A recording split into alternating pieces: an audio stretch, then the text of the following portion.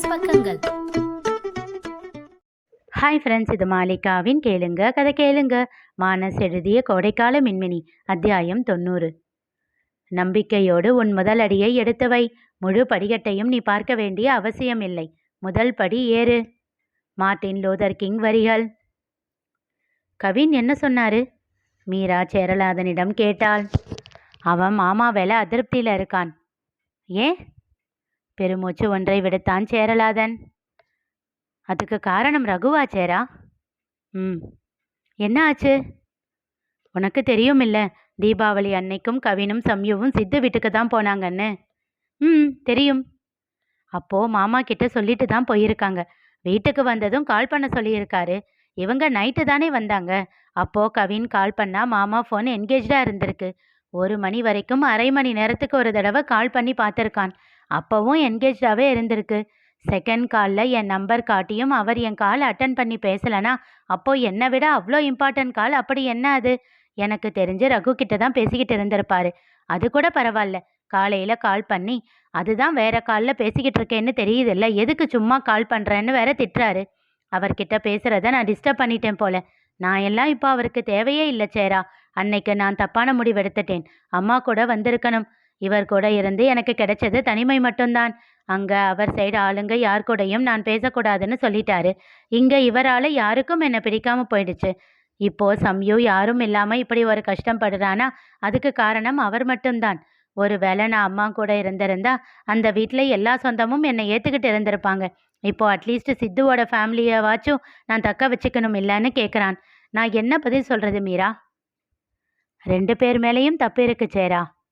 அப்போ மாமா அவருக்கு பிடிச்ச மாதிரி இருக்கக்கூடாதா மீரா? ரகுவோட பேசுறது அவ்வளோ பெரிய தப்பா?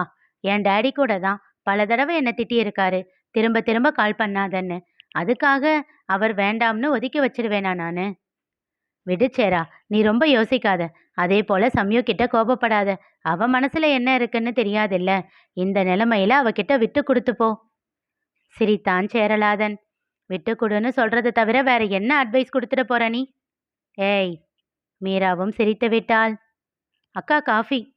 ஜோஷி வந்தாள். தேங்க்ஸ் டி. காஃபியை வாங்கி கொண்டாள். ஏன் சேரா, கவின் விஷயம் ரகு கிட்ட சொல்லி வைக்கவா? வேண்டாம் மீரா, பார்த்துக்கலாம். சரி, ஓகே.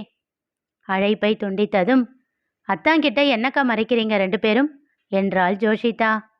ஒன்றும் இல்லடி. அவள் கன்னத்தில் தட்டினாள். இல்லை, எனக்கு சொல்லியே ஆகணும். நான் ஒன்றும் சின்ன குழந்தை இல்லை. I am married. அது சரி என்று விட்டு நிகழ்ந்ததை கூறினாள் மீரா. யோசனையில் ஆழ்ந்த ஜோஷி மீராவிடம் ஏதோ கேட்க நினைப்பதும் தயங்குவதுமாக இருந்தாள்.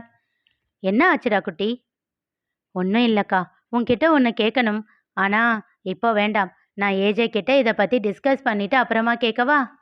பாரா, நடத்து சந்தோஷமாக கூறினாள் மீரா.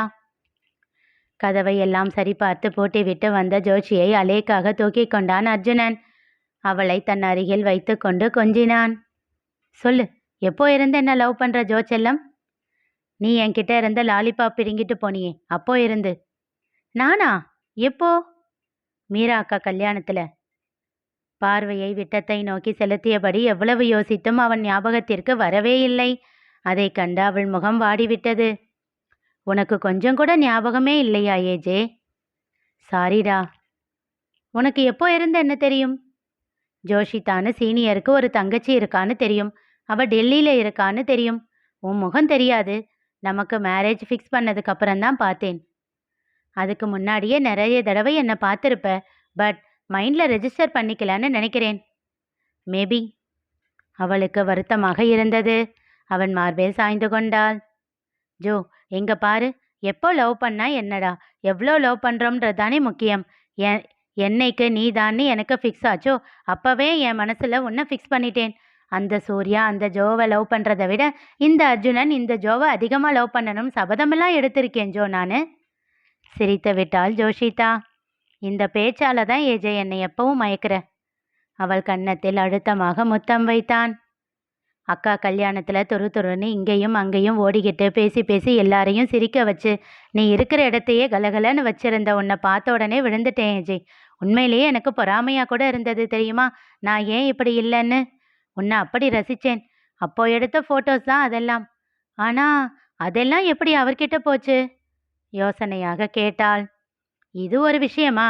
உங்க வீட்ல உன் ரூம்ல தானே உன் கேமரா இருந்திருக்கும். அதிலிருந்து பிரிண்ட் போட்டிருப்பான். அது இல்ல ஏஜே. நான் உன்னை எடுத்தது தெரிஞ்சாதானே என் கேமராவை செக் பண்ணி இருக்க முடியும். என்ன ஜோ, உனக்கு அந்த ஆளை பத்தி தெரியாதா? அந்த ஆள் ஒரு பயங்கரமான ஃப்ராடு. மண்டபத்துல இருக்கிற சிசிடிவி கூட இந்த ஆள் எக்ஸ்ட்ராவா 10 செட் பண்ணி வச்சிருந்திருப்பான். அவனை மீறி எங்கேயும் எப்பவும் எதுவும் நடக்கக்கூடாதுன்னு நினைச்சு வச்சிருப்பான். அதுல நீ சிக்கியிருப்ப. ஓ, அப்படி கூட இருக்கலாமா? இருக்கலாமா எல்லாம் இல்ல, அப்படித்தான் இருக்கும். சரி சொல்லு, அப்புறம் ஏன் என்ன கல்யாணம் பண்ணிக்க பிடிக்காம போச்சு?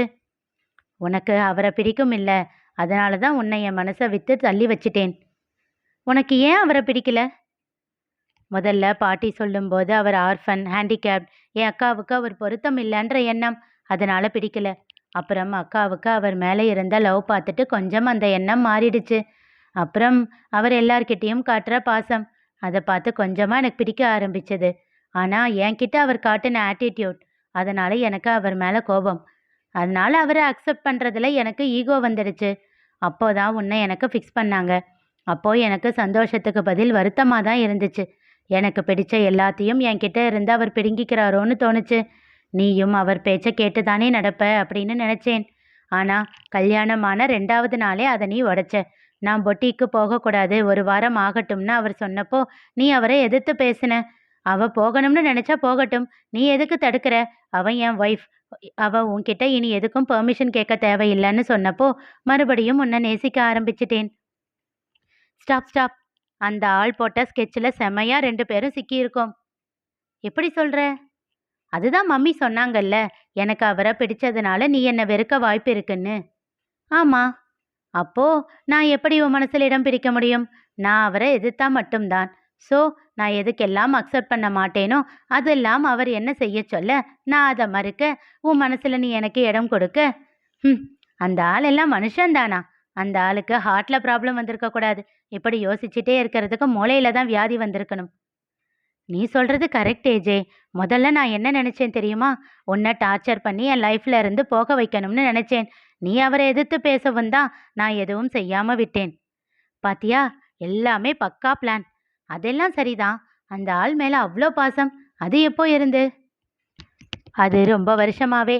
எல்லார்கிட்டயும் அவர் கொஞ்சி கொஞ்சி விளையாடும் போது எனக்கும் ஆசையா இருக்கும். ஆனா என்னை விட்டு மட்டும் தள்ளியே இருப்பாரு. நான் பிடிக்கலன்னு சொன்னா என்ன?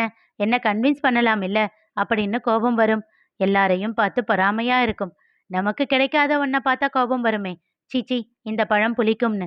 அந்த கான்செப்ட் தான். ஆனா அவர் மேல காட்ட நினைச்ச பாசத்தை எல்லாம் குகன் கிட்ட காட்டினேன். ஒரு நாள் ஏதோ தோணுச்சு. அவன்கிட்ட கேட்டேன், உன் டேடி என்னைக்காச்சும் என்கிட்ட பேசக்கூடாதுன்னு சொல்லி இருக்காரான்னு. இல்லையே அப்படின்னு சொன்னான். என்னை பத்தி ஏதாச்சும் சொல்லி இருக்காரான்னு கேட்டேன். ஓ, நேத்து கூட ரைம்ஸ் காம்படிஷன்ல என்ன ரைம்ஸ் பாடுறதுன்னு டேடி கிட்ட கேட்டேன். அவர் உங்களை கேட்க சொன்னாரு. நீங்க எது சொல்றீங்களோ அதை சொல்ல சொன்னாரு. டேடி கரெக்டா தான் சொன்னாரு. நீங்க சொன்னதை பாடினதுனால தான் எனக்கு ப்ரைஸ் கிடைச்சதுன்னு சந்தோஷமா சொல்லி முத்தம் கொடுத்தான். அப்போதான் தெரிஞ்சது அவனா என்கிட்ட ஒட்டல, அவர் ஒட்ட வச்சிருக்காருன்னு. அப்போவும் எனக்கு கோபம்தான் வரும். ஏன் இந்த பாசத்தை என்கிட்ட நேரடியா காட்டாம போட்டிக்கு நிக்கிறாருன்னு. அப்போ எல்லாம் தோணும், பார்த்துக்கலாம் அவர் ஜெயிக்கிறாரா நான் ஜெயிக்கிறேனான்னு. அவனை கட்டிக்கொண்டு மார்பில் சாய்ந்தாள். அவர்தான் ஜெயிச்சார் இல்ல?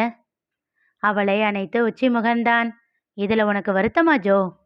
இல்லை என்பதை போல் புன்னகையோடு தலையசைத்தாள். நீண்ட நேரம் கழித்து கேட்டாள். ஏஜே, எனக்கு ஒரு ஆசை. அது முடியுமா முடியாதான்னு தெரியல. பட் உனக்கு ஓகேன்னா உன் ஹெல்ப்போட அதை செய்வேன்.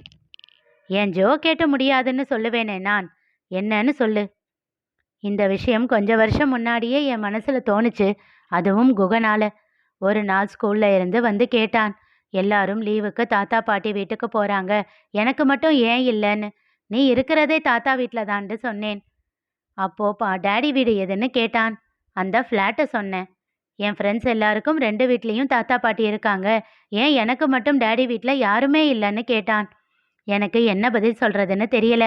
அப்போதான் மீரா அக்கா அவனை ஆசிரமத்துக்கு கூட்டிட்டு போய் அவரை பத்தி எல்லாம் சொன்னான். அப்போ இருந்துதான் அவன் அந்த மலர் அம்மாவை தன்னோட பாட்டின்னு எல்லார்கிட்டயும் சொல்ல ஆரம்பிச்சான். அன்னைக்கு எனக்கு தோணுச்சு இந்த விஷயம். இன்னைக்கு அவர்கிட்ட பேசினதும் மறுபடியும் அந்த எண்ணம் வந்துச்சு. என்ன அது ஜோ? அவரோட பேரண்ட்ஸ் யாருன்னு கண்டுபிடிக்க ட்ரை பண்ணலாமா ஏஜே?